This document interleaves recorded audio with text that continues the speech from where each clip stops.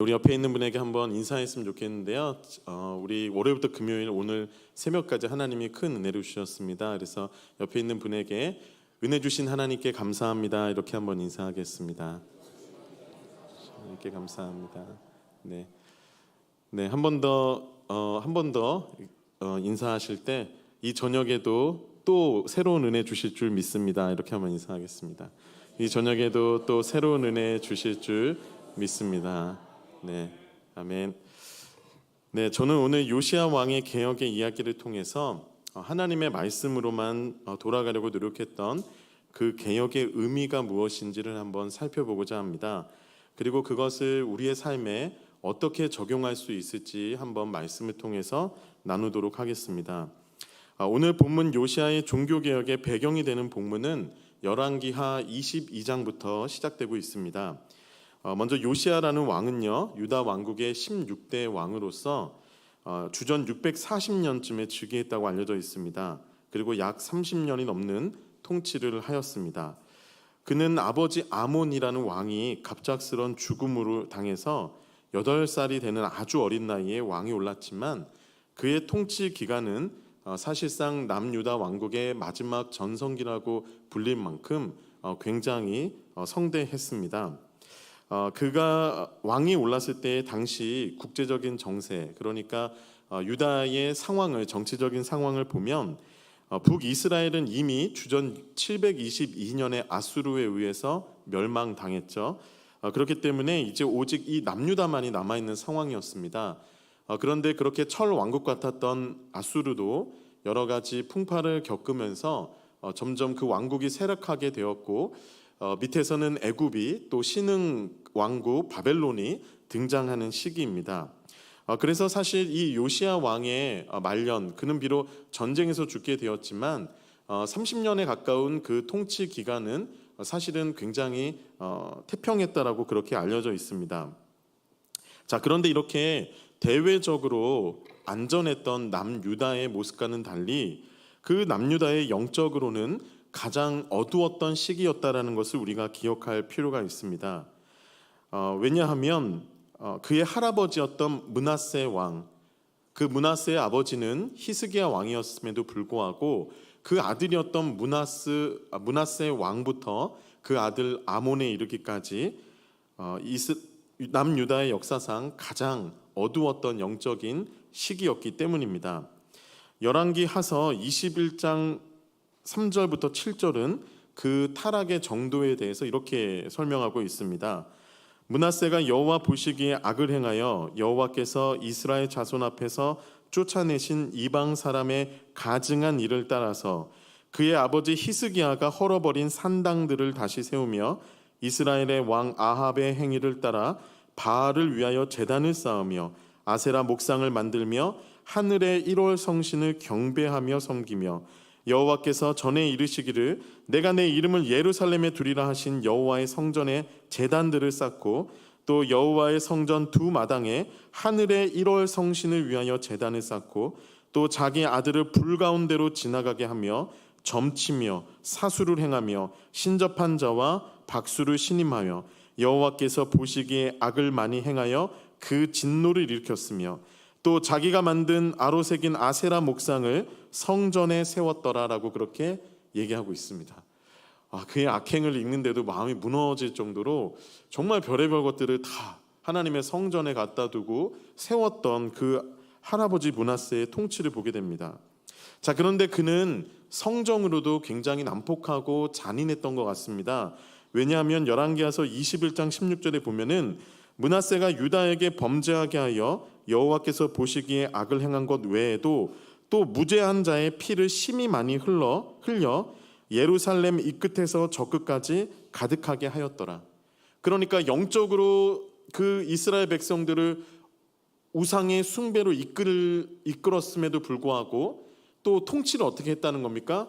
굉장히 잔인하고 난폭하게 해서 이 끝에서 저 끝에까지 이스라엘 백성들의 피가, 특히 무죄한 자들의 피가 가득 흐르게 했다라고 그렇게 할아버지에 대해서 평가하고 있는 거예요. 자, 그의 악행은 남유다를 이렇게 피폐하게 만들었습니다. 그런데 이 므낫세 왕의 이 어두움이 얼마나 심했는지를 마지막 하나의 단서로 더 여러분들에게 설명을 드리자면, 이 므낫세 왕이 차라리 빨리 죽었으면 어땠을까요? 그런데 이 므낫세 왕이 남유다 왕국 역사상 가장 오래 통치한 왕입니다. 무려 55년을 통치했습니다. 그러니까 이 므낫세가 55년을 이런 식으로 통치를 하고 그 아들 아몬에게 넘겨준 거예요. 그런데 그 아들 아몬 역시도 그 아버지를 따라서 2년 동안 엉망진창으로 그렇게 나라를 운영하다가 결국 그 신하들의 반역에 의해서 죽고, 그 신하들이 8살밖에 안 된 요시야를, 아몬의 아들을 왕위로 세우면서 이 요시야 왕의 통치가 시작되게 되었다라는 것입니다. 사랑하는 성도 여러분, 아마 그 피폐해진 영향력은 요시야 왕이 8살의 왕이 됐어도 계속 이루어졌을 것입니다. 요시야가 26살 되었을 때 성경의 기록으로는 그가 왕이 된 지 18년 만에 이제 오늘 우리가 읽었던 그 성전의 개혁을 시작하게 되는데, 자 그러면 26살에 이 종교개혁을 시작했다라고 보면, 자 므낫세 55년에 아몬 2년 57년이죠. 거기에 이제 요시야까지 18년을 그냥 시간을 보낸 거예요. 그러면 총 몇 년입니까? 75년에 가까운 시간 동안 이 어둠의 시간이 계속 진행되어 있었다라는 것이죠. 자, 그런데 이 요시야가 26살이 됐을 해에 그가 한 가지의 일을 그의 이제 신하에게 시키게 됩니다. 바로 열왕기하 22장 3절부터 5절에 있는데요. 요시야 왕 18째 해에 왕이 무슬람의 손자 아살리아의 아들 서기관 사반을 여호와의 성전에 보내며 이르되, 너는 대제사장 hil기야에게 올라가서 백성이 여호와의 성전에 드린 은 곧 문 지키는 자가 수납한 은을 계산하여 여호와의 성전을 맡은 감독자의 손에 넘겨 그들이 여호와의 성전에 있는 작업자에게 주어 성전에 부서진 것을 수리하게 하라. 자, 그러니까 종교 개혁을 처음에 일으키려는 마음으로 성전을 수리한 게 아니라, 성전에 많은 성전세가 쌓여 있는데 이걸 가지고 아마 성전이 그동안 관리가 되었겠습니까? 하나님을 제대로 섬기지 못했을 텐데요. 엉망진창이 된 거죠. 그러니까 그 성전을 수리하라고 그렇게 시킨 거예요. 자, 그런데 이제 놀라운 일이 일어나기 시작합니다. 22장 8절에 대제사장 hil기야가 서기관 사반에게 이르되, 내가 여호와의 성전에서 율법책을 발견하였노라 하고 hil기야가 그 책을 사반에게 주니 사반이 읽으니라. 그 대제사장 hil기야가 성전을 수리하는 중에 하나님의 율법책, 학자들은 이걸 신명기라고 그렇게 이야기하는데 어쨌든 토라가 들어있는 그 율법책을 발견하게 된 거예요. 그래서 그거를 깜짝 놀라서 읽고 왕의 명령으로 와서 감독하고 있는 서기관 사반에게 주게 된 겁니다. 자, 그런데 이 서기관 사반 역시도 이 책을 읽고 깜짝 놀라서 왕에게 나아가게 돼요. 22장 10절부터 11절 이렇게 기록합니다.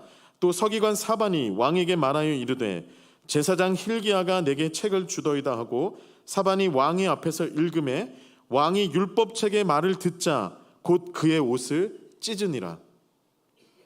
서기관 사반을 통해서 하나님의 말씀을 듣게 된 요시야는 율법의 말씀을 듣고 옷을 찢고 깊이 회개하였습니다. 그는 하나님의 말씀을 듣고 무언가 크게 잘못되고 있다는 것을 깨달았다는 것이죠. 자신의 나라에 뿌리 깊게 내려있는 하나님을 믿는다는 그 믿음과 신앙이 굉장히 잘못되고 벗어나 있다는 걸 알게 되었다는 것입니다. 이것이 하나님을 믿고 하나님께 제사하며 하나님을 섬기고 예배하는 것이라고 생각하면서 자신도 그렇게 예배하고 다른 사람들에게도 그렇게 예배하도록 아마 종용하고 그렇게 했을 텐데, 그 모든 것들이 결국은 하나님의 말씀과 너무나 멀리 떨어져 있었던 것들이라는 것을 알게 된 것이죠. 그는 자신이 이제까지 살았던 신념과 믿음의 모든 가치가 송두리째 흔들리는 것을 느꼈을 것입니다. 그는 그동안 자신들의 조상들이 겉으로는 하나님을 믿는다고 하면서도 사실은 하나님의 말씀이고 명령이셨던 것과는 너무나 멀리 떨어져 있다는 것을 발견하였습니다.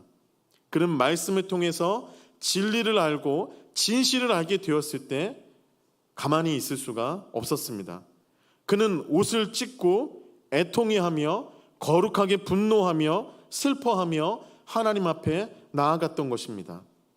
그리고 그는 거기에서 멈추는 것이 아니라, 개인의 그저 흐느낌으로 멈추는 것이 아니라 그 말씀으로 이 사회를 변화시켜야겠다라는 거룩한 소망이 생기게 되었습니다. 그래서 우리가 읽었던 오늘 본문에서 장로들과 백성들을 모아서 이 율법책을 내가 발견하였는데 여기에 하나님의 언약의 말씀이 있다. 이제 우리가 마음을 다하고 뜻을 다하여서 이것들을 지켜 행하자라고 그렇게 말을 하면서 개혁을 시작하게 되었던 것입니다. 사랑하는 성도 여러분, 요시야의 개혁을 저는 오늘 세 가지의 측면으로 여러분들과 함께 살펴보려고 하는데요. 첫 번째는 바로 말씀으로 돌아가자라는 것입니다. 요시야 왕의 개혁은 율법을 발견하고 그것을 다시 이스라엘 국가의 중심에, 우리의 삶과 신앙의 중심에 두기 위한 개혁이었습니다. 그의 개혁은 새로운 가르침을 그가 전하는 것이 아니었습니다. 원래 있던 가르침, 하나님이 주셨던 그 가르침에 대한 회복이었다라는 것이죠. 그가 이후에 진행하고 있는 모든 개혁의 내용들은 하나님의 말씀대로 지키기 위해서 실행했던 계획들로 우리는 알 수 있게 됩니다. 사랑하는 성도 여러분, 종교개혁은 이처럼 말씀으로부터 시작되고 말씀을 향해서 나아가는 것입니다. 말씀으로부터 시작하고 그것으로 이루어지며 그것으로 완성되어져 가는 것이 개혁이라는 것이죠. 하나님의 말씀은 개혁의 동기이자 원천입니다. 그러나 동시에 하나님의 말씀은 개혁의 목표이자 목적이자 완성이 되어야 되는 것입니다. 그가 그냥 하나님의 말씀을 발견만 하고 또 그대로 아버지가 할아버지가 해왔던 그대로 행했다면 그것은 말씀의 개혁이 아닙니다. 그가 말씀으로 동기를 발견했다면 그 말씀을 이루기 위해서 삶을 실천하고 행동을 실천해서 그 말씀은 결과적으로 목표로 하여 이루게 되는 성취가 있는 것, 그게 바로 개혁이라는 것이죠. 여러분, 역사 속에서 이 요시야의 개혁과 같은 종교 개혁이 이 역사 속에서도 있었습니다. 어둠을 뚫고 정말 밝은 빛처럼 일어났던 시기가 있었습니다. 중세 천년의 어둠을 종식시키고 오직 성경이라는 말씀의 중심의 원리를 세웠던 16세기에 일어났던 종교개혁입니다. 종교개혁이라는 말은 리포메이션이라고 합니다. 이 단어는 다시 형성하다, 다시 되살리다, 새롭게 만들다라는 뜻입니다. 이건 라틴어 동사 리포메로로부터 온 것입니다. 종교개혁자들은 자신들이 종교의 창시자라고 생각한 적이 한 번도 없습니다. 그들은 잃어버린 것들을 되찾은 발견자로서 자신들을 인식했습니다. 그래서 오직 성경이라는 그 가치를 향해서 그들은 성경으로 돌아가자라고 그렇게 말하고 성경에서 우리가 무엇을 믿어야 할지를 끊임없이 연구하고 공부해서 후세대들에게 아주 믿음의 훌륭한 유산을 남겨주었던 것입니다. 성경이란 무엇인가? 하나님이란 누구신가? 인간이란 무엇인가?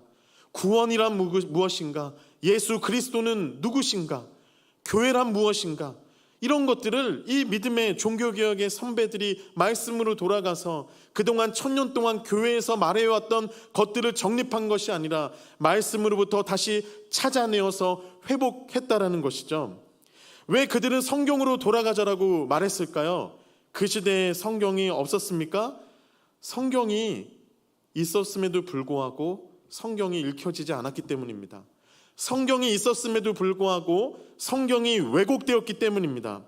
당시는 성경의 권위보다 그 성경을 가르치는 교황과 사제의 권위가 훨씬 더 높은 권위를 가지고 있었습니다.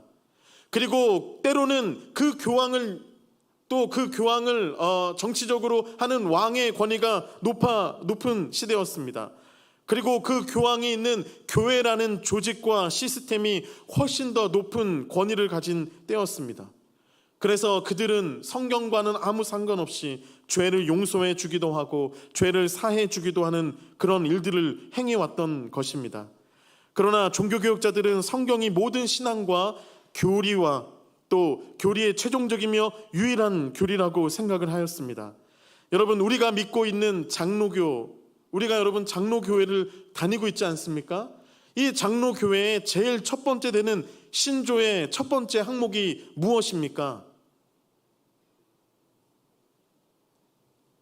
저도 설교 준비하면서 다시금 알게 되고 회복하고 반성하고 했던 거예요. 여러분도 아마 마음속으로 순간 놀라셨죠? 제가 무엇입니까? 라고 하니까 뭐라고 대답해야 되지? 장로교 제1신조가 뭐였더라?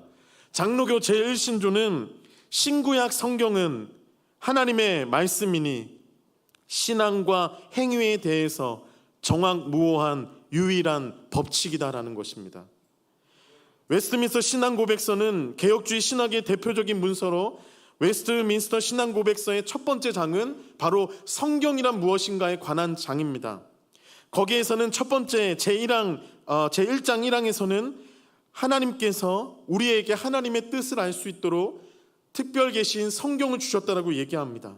그리고 1장 4장에서는 하나님께서 주신 이 성경책만이 교회의 유일한 권위라고 그렇게 말을 하고 있습니다. 그것을 읽어드리겠습니다. 성경의 권위는 어떠한 사람이나 교회의 증언에 의존하지 않으며 오직 성경 자체가 진리이기 때문에 그것이 하나님의 말씀이라는 데서 오는 것이다. 그러므로 성경은 믿고 순종해야 할 유일한 권위이다. 1장 6항에서는 성경이 우리의 삶에 있어서 완전히 충분하다라고 합니다. 우리를 교훈하기 위해서, 우리를 구원하기 위해서, 우리를 온전한 사람으로 만들며 교회를 세워가는 데 있어서 유일한 법칙이다라고 그렇게 얘기하고 있다라는 것입니다. 여러분 잘 들으십시오. 유일한 법칙입니다. 그러나도 아닙니다.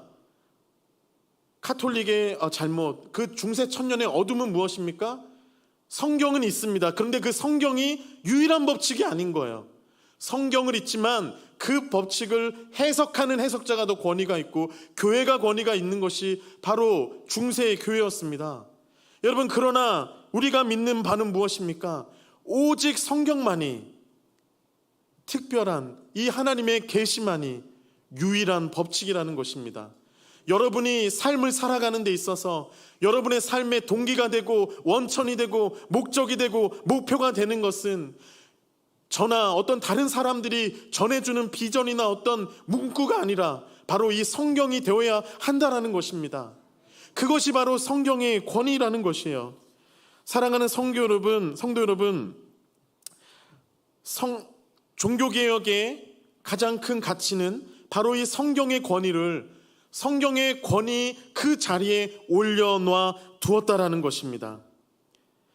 여러분, 성경의 권위는 그 전까지는 없었다라는 것을 기억하시기 바랍니다. 너무나 마음 아픈 것은 타 종교, 특별히 무슬림들이나 유대교, 세계 4대 종교라고 얘기하는 그런 유대교나 또 무슬림을 보십시오.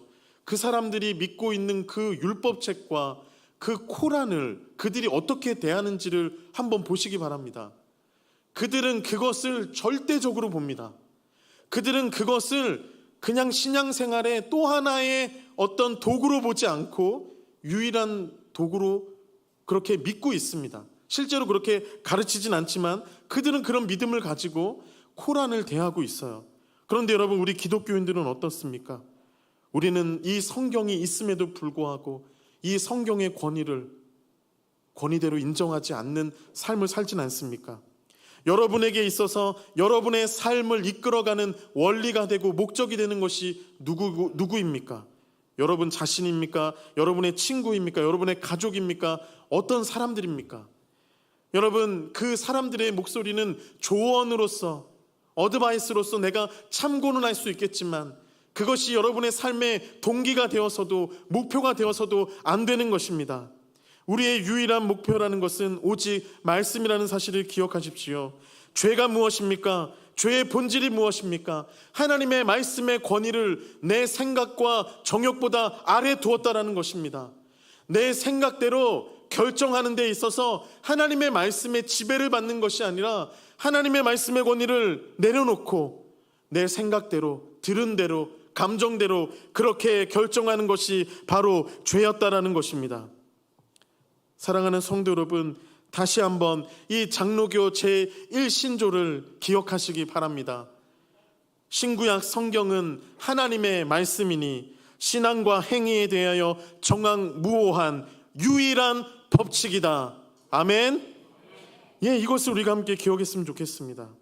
두 번째로는요, 사실 종교개혁에 이 성경의 권위를 회복하는 데 있어서 그 종교개혁자들이 했던 또 하나의 개혁의 노력은 바로 무엇이었냐면 개인에게 성경을 읽을 수 있도록 해주는 것이었습니다. 여러분 놀랍지 않습니까? 개인에게 성경을 읽을 수 있도록 해주었던 것. 여러분 한번 생각해 보십시오. 종교개혁이 일어났던 당시를 생각해 보십시오. 이 요시야는 75년에 그 할아버지 때부터 이어온 우상 숭배의 흔적에 영향력이 있었지만 중세는 천년의 역사, 천년이 넘는 역사 속에서 내려온 가치관이었습니다. 왜 사람들이 그 성 베드로 성당에 헌금을 그 건축에 헌금을 모금하기 위해서 마련한 헌금함에 헌금을 할 때 그 동전 소리가 날 때 자신의 가족이 죽어 연옥에 있을 때 그 연옥에서 뿅 하고 천국으로 옮겨질 수 있다고 믿었을까요? 어떻게 그렇게 지난 한 700년 전의 사람들은 왜 이렇게 어리석었을까요? 여러분 그들이 어리석어서가 아닙니다. 그들이 성경을 듣지 못했기 때문입니다. 왜냐하면 중세의 교회에는 성경책이 오직 라틴어로만 기록이 되어 있습니다. 그리고 라틴어는 대학까지 가는 고등교육을 받은 사제와 같은 몇몇 사람들만이 읽을 수 있고 말할 수 있는 언어였습니다. 일반인들은 라틴어를 읽을 줄도 모르고 들어도 무슨 말인지를 몰랐던 시대였다는 것이죠. 그런데 그 사제들이 모여있는 수도원에서도 성경책은 금서였습니다. 영화 장미의 이름으로라는 영화를 보시면 어떤 한 수도사가 어느 한 방에 들어가서 어떤 책을 하나 발견하게 되는데 그 책을 읽는 거를 비밀스럽게 읽어요. 왜? 걸리면 문책을 당하니까. 왜 그런 줄 아세요? 그 책이 바로 성경책이었기 때문입니다. 성경책은 특별한 사람들만이 가지고 누릴 수 있는 그런 책이었습니다. 그래서 사람들에게 이렇게 오픈을 하지 않는 거예요. 사람들은 성경의 내용을 모릅니다. 앞에서 사제가 몇 마디 해주는 것이 정말 성경에 기록되어 있는 것이라고 생각했습니다. 그런데 마틴 루터부터 시작해서 칼뱅, 존 위클리프, 또 윌리엄 마틴이나 야누스 같은 사람들이 성경책을 보게 되면서 이 성경은 각 사람에게 돌아가야 한다. 각 사람에게 읽혀져야 한다. 그것이 하나님의 뜻이고 그것이 진정한 개혁이라고 생각했습니다. 그래서 여러분 종교 개혁자들은 대부분이 성경 번역가들이었습니다. 마틴 루터는 독일어로 성경을 번역하고 또 존 위클리프나 윌리엄 마틴은 영어로 성경을 번역하고 그리고 얀 후스는 체코어로 성경을 번역하면서 사람들에게 성경을 읽을 수 있도록 마침 그때 발명되었던 인쇄 기술의 효과를 받아서 성경책을 보급하면서 사람들이 직접 스스로 성경을 읽을 수 있도록 그렇게 해주었던 것이 바로 종교개혁의 핵심이었다는 사실을 여러분 알고 계십니까? 여러분 이 진리에 대한 박해는 중세 천년만 있는 것이 아닙니다. 지금도 여전히 존재하고 있습니다. 북한을 보십시오. 성경을 소지하기만 해도 노동 교화형에 처해지고 잘하면 목숨을 잃는 처형에 처해진다고 합니다. 이란이나 사우디아라비아, 아프가니스탄 수많은 아랍권 국가들과 통제가 심한 중국을 보십시오. 성경책을 자유롭게 소지할 자유도 읽을 자유도 없는 것입니다. 그런데 우리는 어떻습니까? 너무나 진부하게 들릴지 모르지만 여러분에게는 성경을 읽을 자유가 있으십니까? 교회에서 혹시 목사인 제가 이 성경책은 목사만 보는 것이라고 다 여러분은 성경책을 읽어서는 안 되라고 말하면서 제가 여기에서 어떠한 말을 펴서 여러분들에게 가르쳐 드리고 있는 것입니까? 여러분 우리는 성경을 읽을 자유가 있습니다. 우리는 성경책을 소지할 자유가 있습니다. 그런데 사단은 그런 우리를 향해서는 다른 전략으로 우리로 하여금 바쁘게 만듭니다. 정신없이 만듭니다. 세상의 것에 빠지게 만듭니다. 영화로, 영상으로, 스포츠로, 취미 활동으로, 운동으로, 사회생활로, 인간관계로 우리를 정신없이 만들어 버립니다. 그래서 북한에 있는 사람이나 아프가니스탄에 있는 사람처럼 그들과 똑같이 성경이 있으나 성경을 알지 못하고, 성경이 있으나 성경을 읽지 않고, 성경이 있으나 성경을 듣지 않는 사람들로 만들고 있다는 것입니다. 성경 말씀을 혹여나 들을 때면 목회자에 대한 불신을 심어줘서 그 말씀이 옳은지 그른지를 따지고 분별하게 만드는 것이 또한 사탄의 전략 아니겠습니까? 사랑하는 성도 여러분, 만약 여러분의 삶이 제가 지금 읽어드린 그와 같다면 여러분은 종교 개혁이 필요한 사람들입니다. 여러분은 정말 내가 진리로 충만하다라고 그렇게 자신할 수 있으십니까? 성경의 지식에 대해서 부요하다라고 말씀할 수 있습니까? 이단이 와서 어떻게 예수 그리스도를 믿고 구원받는지를 물어볼 때 대답하고, 그가 엉뚱한 이야기를 할 때 그것들에 대해서 반론할 수 있는 자신이 있으십니까? 사람이 떡으로만 살 것이 아니요 하나님의 말씀으로 살 것이라 하였습니다.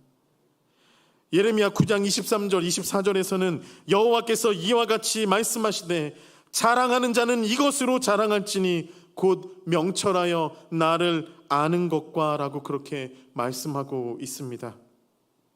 호세아서에서는 어땠습니까?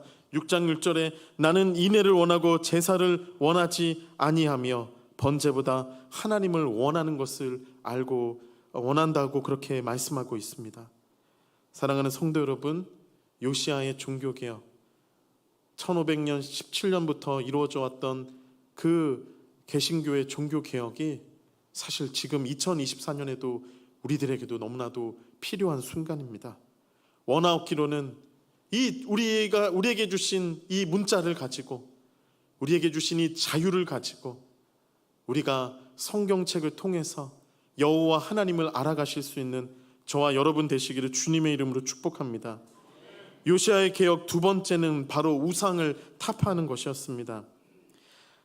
그는 므낫세부터, 더 사실은 거슬러 올라가서는 솔로몬의 그 후기, 솔로몬이 많은 이방 여인들을 그렇게 궁정에 드릴 때부터 시작되어 내려온 그 우상 숭배의 역사들을 이 요시아는 개혁으로 척결하였습니다. 열왕기하 23장 4절부터 7절에 왕이 대제사장 힐기야와 모든 부제사장들과 문을 지킨 자들에게 명령하여 바알과 아세라와 하늘의 1월 성신을 위하여 만든 모든 그릇들을 여호와의 성전에서 내다가 예루살렘 바깥 기드론 밭에서 불사르고 그것들의 재를 베델로 가서 가져가게 하고, 옛적에 유다 왕들이 세워서 유다 모든 성읍과 예루살렘 주위의 산당들에서 분향하며 우상을 섬기게 한 제사장들을 다 폐하여, 또 바알과 해와 달과 별 때와 하늘의 모든 별에게 분향하는 자들을 폐하고, 또 여호와의 성전에서 아세라상을 내다가 예루살렘 바깥 기드론 시내로 가져다가 거기에서 불사르고 빻아서 가루로 만들어 그 가루를 평민의 묘지에 뿌리고, 또 여호와의 성전 가운데서 남창의 집을 헐었으니 그곳은 여인이 아세라를 위하여 휘장을 짜는 처소였더라. 요시아는 유다 전역에 걸친 75년 동안 이어져 오던 바알과 아세라 묵상을 다 제거하고 그것들을 성전에서 몰아내는 일로 자신의 인생을 들였습니다. 깨끗하게 청소했고 제사장들을 다 폐하고 숙청하였습니다. 저는 오늘 이 요시아의 개혁이 바로 오직 하나님만을 섬기라는 십계명으로 돌아간 개혁이라고 믿습니다. 왜 그렇습니까? 십계명의 첫 번째 계명, 너는 나 외에 다른 신들을 내게 있게 말지니라. 여러분, 이 섬기지 말라라는 이 계명은 반드시 두 번째 계명과 연관지어서 생각해야 됩니다. 너를 위하여 새긴 우상을 만들지 말고 그것의 어떤 형상도 만들지 말며 그것들에게 절하지 말며 그것들을 섬기지 말라. 여러분, 그렇게 이제 요시아는 그 우상들을 보고 완전하게 깨끗하게 청소하는 일을 시작했다라는 것이죠. 사랑하는 성도 여러분, 종교개혁 시대에도 이렇게 혼합주의에 맞서서 싸웠습니다. 대표적인 게 바로 면죄부와 같은 고해 성사 후에 죄를 벌해준다라고 해서 시작된 그 면죄부로 천국행 티켓을 팔고 있던 그 사제들과 교황과의 싸움이지 않았습니까? 그리고 많은 성유물들, 그러니까 어떤 거룩한 물건들로 또 그리고 어떤 그 성인들을 기념하는 그런 것들과 싸웠던 것이 바로 종교 개혁이었습니다. 사랑하는 성도 여러분, 저는 요시아와 또 종교 개혁자들처럼 오늘날 우리 시대에도 종교 개혁이 필요하다고 아까부터 말씀드리고 있는데, 그러면 이 우상을 타파하는 개혁은 어떻게 우리 삶에서 이루어질 수 있을까요? 여러분, 우상이 어디 있습니까? 지금 우리 교회만 봐도 우상이 없습니다. 교회 안에는 십자가도 안 걸려 있고, 우리 교회 안에는 어떤 부처나 마호메트나 어떤 동물들의 형상도 없지 않습니까? 우리는 모여서 하나님만을 찬양하고 예배하고 있지 않습니까? 그런데 어떻게 우리가 척결해야 될 우상이 있을 수 있을까요? 여러분, 팀 켈러는 내가 만든 신에서 이렇게 얘기합니다. 우상 숭배라는 단어를 들으면 현대인들은 목상 앞에 절하는 원시인의 모습을 떠올린다. 대체로 사람들은 우상이라고 하면 눈에 보이는 신상들을 떠올린다. 그러나 하나님의 말씀은 인간의 마음이 성공, 사랑, 재물의 소유, 가정 등 좋은 것을 궁극적인 것으로 탈바꿈시켜서 신격화하여 삶의 중심에 두는 것이다. 그것만 얻으면 존재감을 느끼고, 그것만 얻으면 든든함을 느끼고 안전과 행복과 충족감을 누릴 수 있다고 생각하는 것이다. 그러므로 우상이란 무엇인가? 무엇이든지 당신에게 있어서 하나님보다 더 중요한 것이다. 무엇이든 하나님보다 더 크게 당신의 마음과 생각을 차지하는 것이다. 하나님만이 주실 수 있는 것을 다른 데서 얻으려고 한다면 그것이 우상이다라고 그렇게 말씀하고 있습니다. 저는 오늘날 우리 기독교회가, 한국교회가 척결해야 될 우상 숭배, 우상이 어떤 것일까? 교회 내 눈에 보이는 형상들은 이 구약시대처럼 없는데 우리는 뭘 어떻게 더 척결해야 될까 설교를 하면서 고민하였습니다. 아무리 보아도 우리 교회나 우리 집에나 또 나에게는 어떤 형상이나 조각품도 없는 것 같은데 우상은 무엇일까? 이 팀 켈러 목사님의 말씀을 생각하면서 또 하나님께서 저에게 한 성경 구절을 말씀해 주셨습니다. 그것은 바로 골로새서 3장 5절에 있는 말씀입니다. 그러므로 땅에 있는 지체를 죽이라. 곧 음란과 부정과 사욕과 악한 정욕과 탐심이니 탐심은 우상 숭배니라. 여러분, 탐심이 우상 숭배라고 그렇게 말을 하고 있습니다. 이 말씀이 너무나 강렬하게 제 마음에 다가왔습니다. 내 내면을 다 고발하는 것 같았습니다. 왜냐하면 탐심이라는 것은 내면의 욕구이기 때문입니다. 남들에게 보이지 않는 내 내면이기 때문입니다. 형상으로 조각된 것들, 나는 그것을 갖고 있진 않지만 이 내면의 욕구라는 탐심은 내가 어딜 가나 나와 함께 있기 때문입니다. 내면 세계라는 것은 인간에게 있어서 삶의 뿌리와 같습니다. 인간은 거기에 뿌리를 들고 삶을 살아갑니다. 그래서 마음이 어떻게 자리 잡고 있는지 그 뿌리를 알 수 있는 것이 바로 인간의 행동으로 나타난 열매들인 것입니다. 여러분의 지금 탐심은 어디를 뿌리로 두고 있습니까? 그것은 돈일 수도 있고 자녀일 수도 있고 명예에 대한 집착일 수도 있고 건강에 대한 집착일 수도 있고 성공에 대한 집착일 수도 있습니다.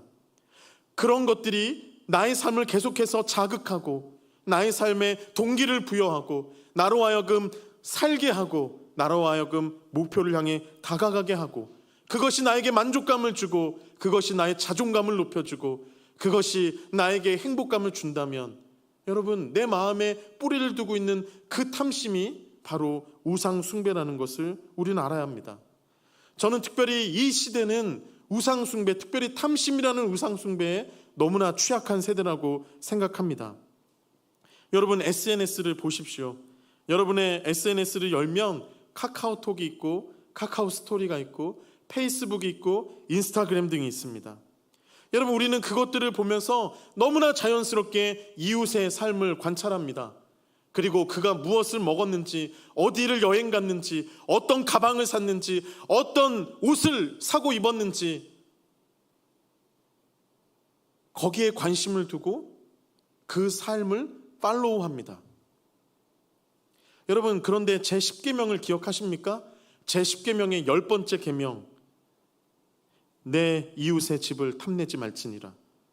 내 이웃의 아내나 그의 남종이나 그의 여종이나 그의 소나 그의 나귀나 물은 내 이웃의 소유를 탐내지 말지니라. 여러분, 그런데 우리는 하루 종일 휴대폰을 보면서 우리 주변에 있는 사람들을 관찰하면서 나도 모르게 시기하고 질투하고 그러면서 그를 흠모하게 되고 계속해서 그런 나의 탐심을 부추겨서 그와 똑같이 살아가게끔 만듭니다. 그것들을 얻었을 때 나도 그 여행지에 가고, 나도 그 가방을 사고, 나도 그 옷을 입고, 나도 그 음식을 먹을 때, 그 맛집에 가서 사진을 찍을 때 그것이 나에게 자존감을 높여주고 만족감을 주고 충족감을 주는 세대를 우리는 살아가고 있다는 것이죠.